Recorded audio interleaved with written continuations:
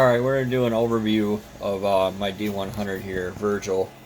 I find people don't really like the 53-part episodes, so we'll roll it all into one as much as possible. I started by pulling the front clip off. This is an 88 D100 that had a bad 3.9. I like to do engine installs with the front clip off. It's like 10 bolts and then you can just set it all aside. I have the hoist on the back of my 2500 HD, as you can see. It's not really rocket science. It's a piece of hitch stock welded to the bottom of the hoist. About an hour's worth of work with the front clip off. Real easy work, and I had the engine pulled and the trans pulled. I gave the engine to a local scrapper. I don't know what was wrong with it. I didn't care. If I wouldn't have been in such a hurry, I probably would have kept some of the hoses and stuff and saved myself a little money, but it is what it is. This is a 5.2 Magnum that I got from a viewer who's actually from near my hometown, right down the road from where I went to school. So I paid $150 for that. If I knew then what I know now, I probably wouldn't have done the Magnum, but I would have just done in LA. The intake's really expensive for it. It's like 400 bucks. I tried to get a Pro Products, and they sent me like a Chevy one, and then they said they didn't have a Dodge one, and it was a big debacle. But here I am tearing it down. Now I'm talking about it being torn down. Doesn't really matter. You get the point. It's a torn down engine. Everything that wasn't Magnum-y about it is gone. Prep the deck carefully with love and care and precision.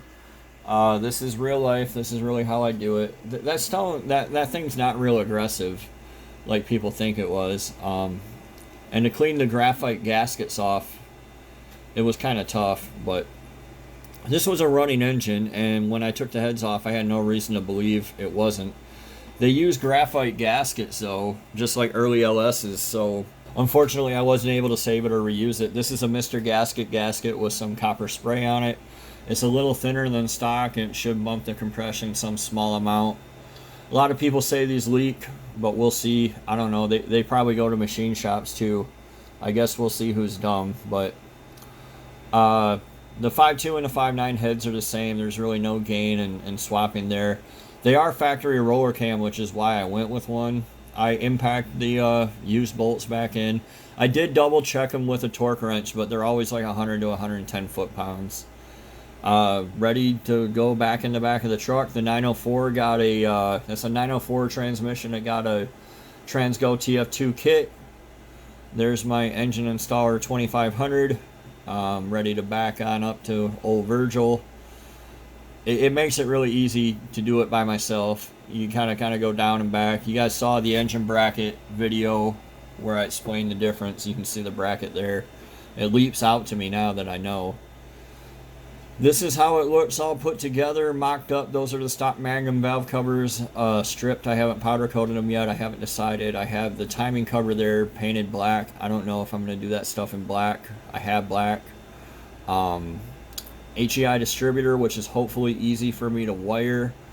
I don't know how to wire this truck, but I'll figure it out. So on the budget build of, trying to do this for under $2,000, right now you're looking at a total expenditure of, I think it came to like $1,700.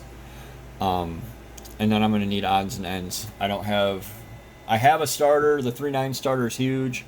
The newer starters, just like a small block, are small gear reduction, so I'll probably go with one of those. The Edelbrock carburetor on it is a carburetor off our old Corvette. The floats are stuck. I don't know if I'm going to keep it with nitrous. I don't really want to deal with some of the goofiness with the Edelbrock. I'd prefer to just have a straight mechanical secondary Holly, but we'll see. I already own this carb, so it's free, and I don't have to count it in the budget. The HEI should be simple to wire if I can find a bulkhead pinout. I haven't had any luck doing that so far.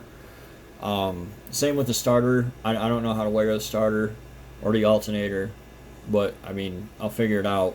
The other hurdle is I don't have a radiator. The truck came without a radiator, and I'm sure John would have given me one if I'd noticed. I think he just didn't know it had a radiator, but that's kind of a big dollar item. I have a dual roll out of a Silverado. From like an 06, 07 Silverado. I'll see if I can fit in it. But otherwise, that's it. That's your V6 to V8 conversion for under $2,000 in less than 5 minutes. I'm going to leave it real short. I'm going to leave it right there. If you guys have any questions, feel free to hit me up. I may or may not have answers. my first Dodge. Anyway, that's it. That's where we're at on the burger budget burnout machine for so far through Corona quarantine. So I hope you guys enjoy. I hope you're into it. I hope this inspires you to get out there and build something. And that's really my only goal, is to inspire people to get out there and have fun and quit worrying so much about making 1,000,000 horsepower and worry more about actually doing burnouts and having fun.